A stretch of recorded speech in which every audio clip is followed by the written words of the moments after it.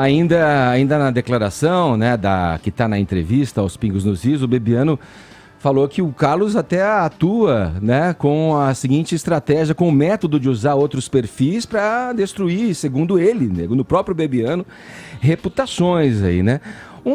Aparentemente motivo torpe, né? Levou a essa crise do governo por o que os militares tanto reclamam do que seria uma desarticulação nesse governo. Inclusive, eu digo isso pensando e lembrando uma outra frase contida na entrevista do Bebiano, que fazia até menção à oposição. Falou, a oposição não age dessa forma, a oposição age de uma forma articulada e unida e não solta esse fogo amigo, né? Eu interpreto que ele quis dizer isso, né?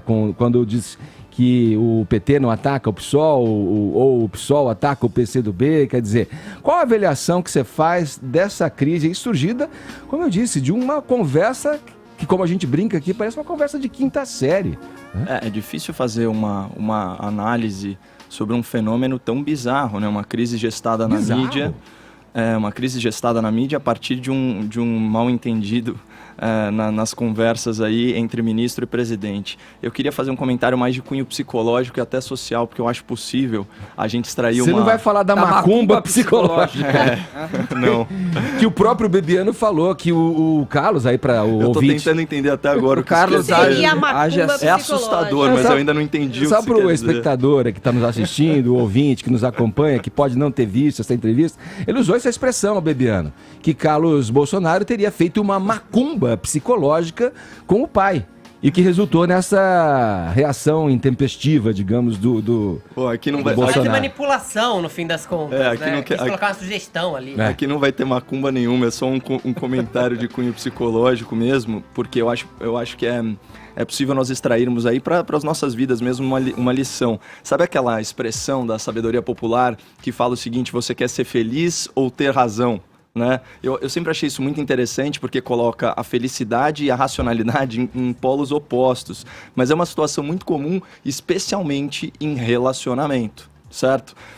A sensação que eu tive é que o Bebiano quer provar para Deus, pro presidente e pro mundo que ele, abre aspas, tem razão. Então, que ele não mentiu em relação aos áudios, às conversas com o Bolsonaro. E 2, que ele é um patriota leal ao seu capitão. Acontece que, querendo comprovar que ele agiu de forma ética e moral, né, ele transgrediu a ética e a moral ao vazar os áudios do presidente. E antes que se faça aqui a crítica óbvia, mas espera aí, o Carlos Bolsonaro vazou o áudio do presidente, né, antes.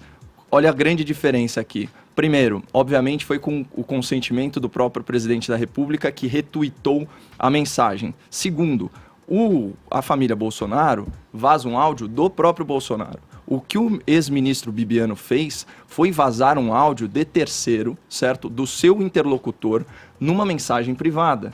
E qual que é a agravante dessa situação? É que o interlocutor era justamente o presidente da República Federativa do Brasil.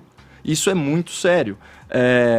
Inclusive, se você considerar os assuntos que foram expostos, né, numa das situações, o Bolsonaro fala sobre estratégia de alocação de recursos para a região norte. Na outra, ele faz um comentário sobre a visão política pessoal dele em relação à Rede Globo, que é a maior emissora do Brasil, né? Então, são questões sensíveis. Na minha avaliação, do ponto de vista ético, do ponto de vista moral, isso é inadmissível. Até porque a prova que ele queria de que houve essas interações, ela era possível sem a divulgação do conteúdo. Bastava um print. Ou, para ser preciosista, podia ser encomendado um laudo mostrando que houve de fato interação entre os números. E outra coisa, de que adianta divulgar essa mensagem de teor privado, uma vez que o cara já estava exonerado? Para usar outro clichê, Inês já era morta. Eu quero só que o ouvinte da PAN faça o seguinte exercício para a gente visualizar a gravidade dessa situação. Como você se sentiria